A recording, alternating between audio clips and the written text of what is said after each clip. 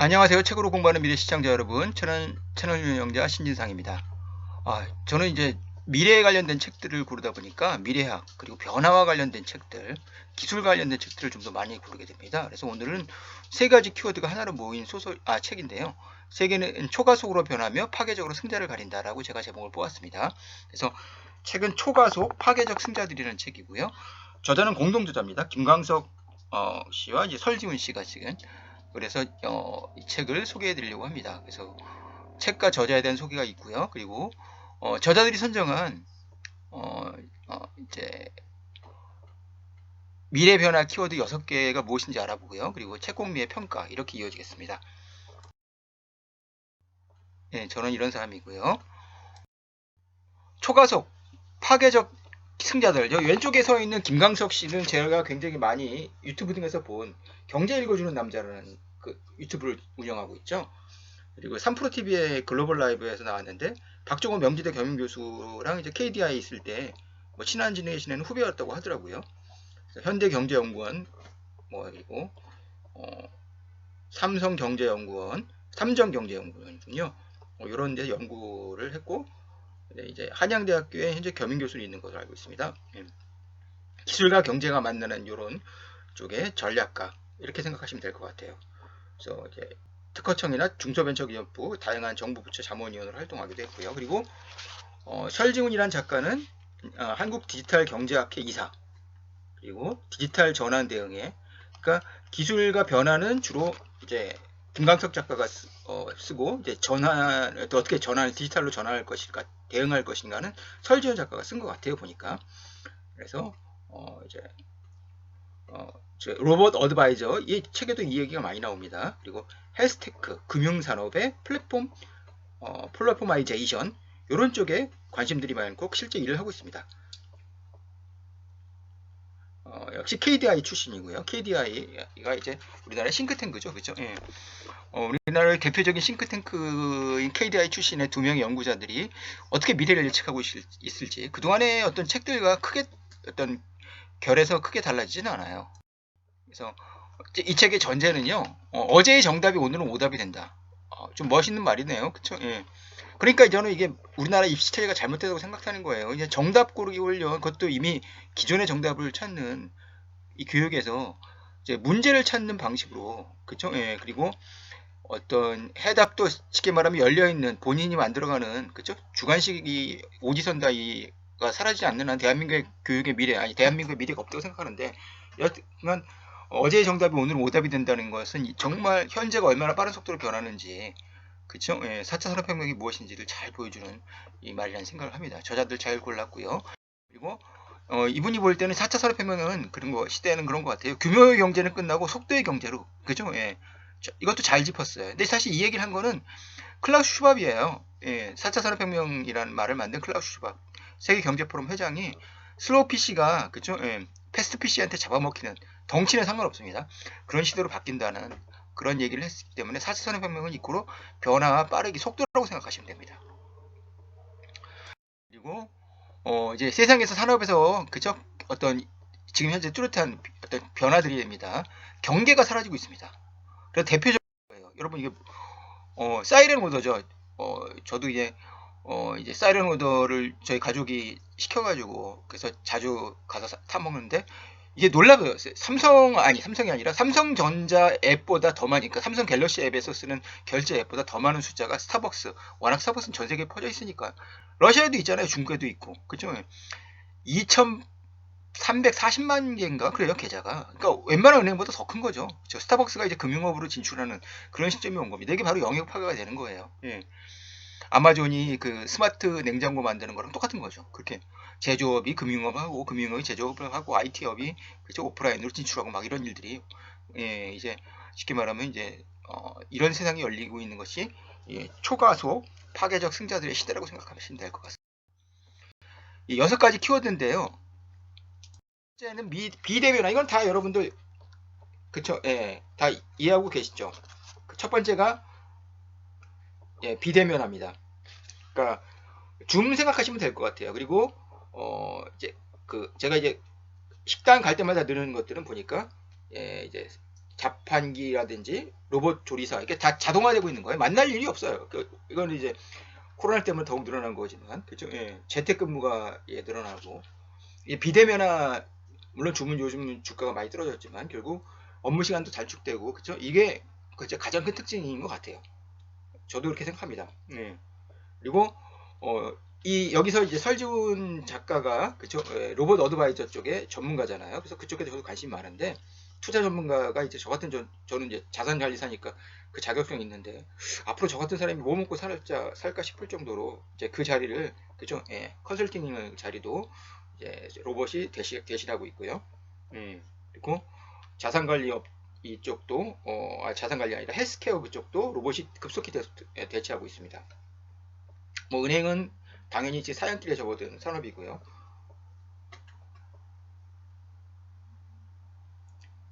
그리고 이제 뭐 이제 오프라인 매장에서 이제 점점들 저는 이게 결국 문제점을 좀 더 파고든다면은 결국에 세계가 이렇게 변하는데 그러면 일자리가 그만큼 줄어들 수밖에 없지 않느냐. 불만인 사람들은 어떻게든지 표출될 것이고 갈등은 폭발할 수밖에 없고 이런 생각을 하거든요. 비대면화. 두 번째는 탈경계합니다. 지금 그쵸 제가 말씀드린 산업 간의 경계가 무너져 기존의 산업 부문이 산업 구분이 무의미해지고 업종 사이의 융합이 빈번해지는 경향을 말합니다. 그래서 그럴 때는 어떻겠습니까? 한 분야만 잘해서 살아남을 수 없는 시대죠. 디지털 플랫폼과 데이터가 기업의 중요한 비즈니스 도로 등장하면서 고객이 원하는 다양한 서비스를 하나의 플랫폼에서 그래서 플랫폼이 되는 거예요. 끊임없이 제공하는 것이 중요해지고 있는 세상이 됐습니다. 나이키 같은 경우가 대표적이죠. 뭐 지금 뭐 신발 회사인지 의류 회사인지 아니면 헬스케어 회사인지 왜냐하면 운동화는 당연히 건강과 연결되니까 구글은 IT 회사일까요? 아니면 또 자동차 웨이모 자동차 회사일까요? 아마존은 금융업체이면서 자동차 업체이면서 스트리밍 업체이기도 하잖아요. 그쵸? 이런 식으로 세계 쉽게 말하면 이제 기업의 세계는 탈경계화가 급속히 이루어지고 있습니다.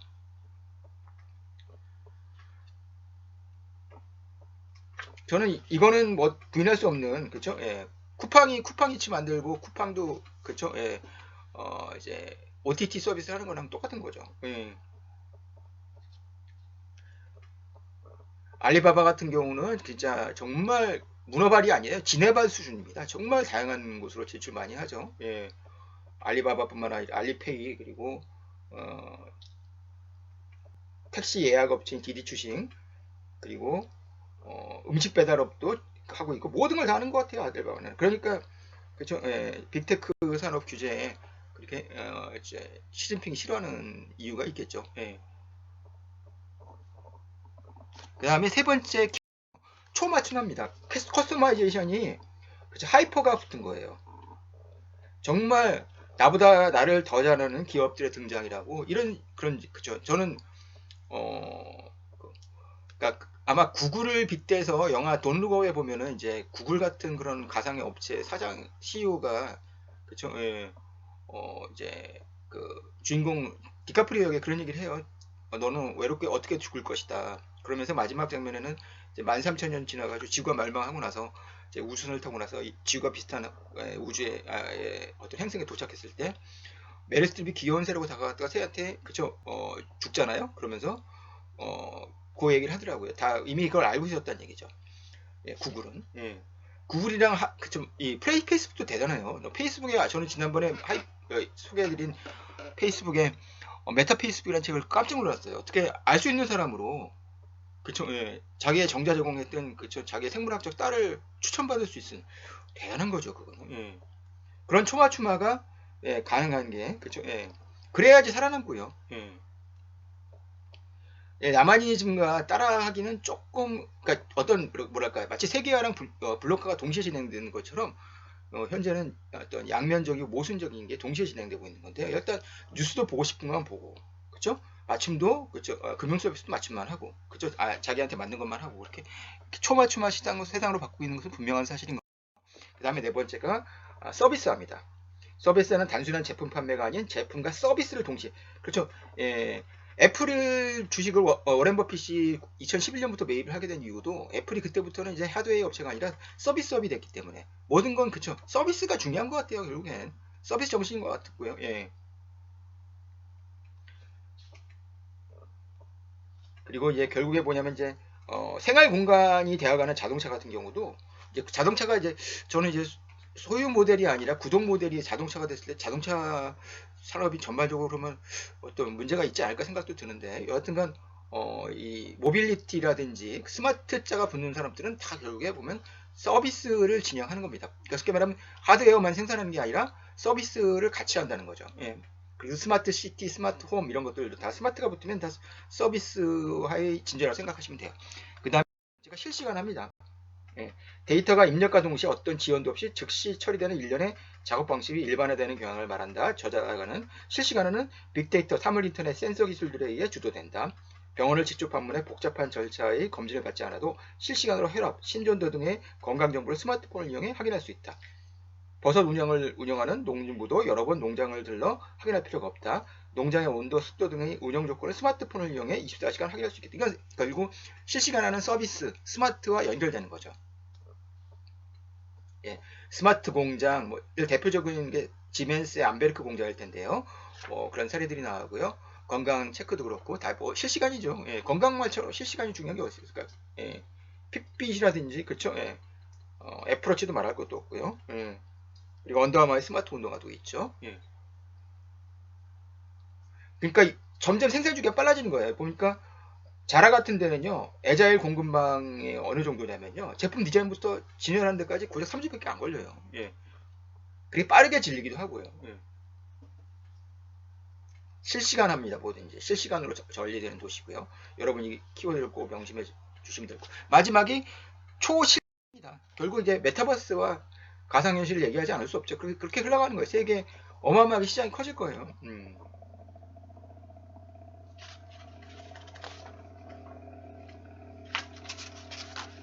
초실감하는 가상에서의 경험과 현실에서의 경험 간의 경계가 사라지는 경험을 의미한다. 메타버스 얘기죠. 인터넷과 디지털 기술은 가상의 세계를 가르쳤고 가져왔고 메타버스라는 신대륙을 발견하게 이른다. 메타버스는 그렇죠. 메타와 버스의 합성어로 여러분 다 아시는 얘기죠. 가상현실과 증강현실은 있었지만 그렇죠. 예. 지금처럼 그렇죠. 요즘은 약간 좀 시들한 그렇죠. 예. 그러니까 점점 더 쉽게 말하면 오프라인에서 반드시 구매하는 것들 있잖아요. 뭐 신선식품이라든지 안경이라든지 서버하니까 이런 것들이 점점 온라인으로 다 대체되고 그런 것들은 가상현실 때문에 가능해지는 거죠. 초실강화 때문에. 그렇죠. 관광산업도 결국에 보면은 그렇죠. 대체될 가능성이 그렇죠. 가상현실을 이용해서. 그게 훨씬 싸면 그렇게 되겠죠. 회의도 그렇죠. 가상현실 그렇죠. 예. 코로나 때문에 그렇죠. 예.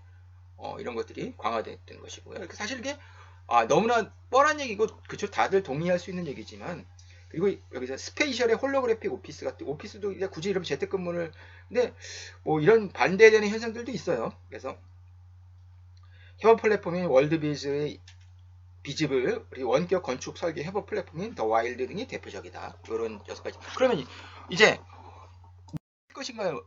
문제가 그쵸? 그러면 이게 변하는 어떤 방향성을 가지고 있다는 건 다 여러분 인정하실 수 있을 겁니다. 근데 이 저자들은요, 결국에 보면은 리터러시 결국 독해력을 키워야 되는데 앞에 데이터, 빅데이터 시대지 않습니까? 이제 초가속으로 이제 파괴적으로 결국 이 모든 것을 위너텍스 올 소사이어티 시대에서 다 독차지하는 사람들은 결국 빅데이터를 지고 있는 사람들이거든요. 그래서 데이터 리터러시를 키워야 한다는 게 그쵸? 이 저자들의 주장입니다. 책을 정리하자면요. 4차 산업혁명과 언택트 시대에 딱 맞는 책인데 정보력이 저자들이 굉장히 역시 KDI 연구원들답게 대단하더라고요. 그런데 너무나 기술적인 긍정론, 이 변화가 긍정적인 것만 아니라 뭐 사실 노동이라든지 그쵸? 예. 어떤 철학적으로 봤을 때 굉장히 문제점들도 많이 있습니다. 그리고 좀 신산업이 아닌 그럼 구산업이 그냥 이렇게 죽을 것이냐? 그게 아니잖아요. 지금 현재 인플레이션 때 보면 미국 주식시장이 무너지는 것도 나스닥이나 어떤 성장주가 먼저 무너지지. 그쵸? 예. 그런 어떤 변화, 구산업이 살아날 가능성도 있거든요. 그런 노력도 언급되었으면 책이 더 균형 잡힌 시각을 보여줬을 거라는 생각이 듭니다. 으로 이제 리뷰를 마치겠고요. 도움이 되셨다면 구독과 좋아요, 알림 설정 부탁드리겠습니다. 감사합니다.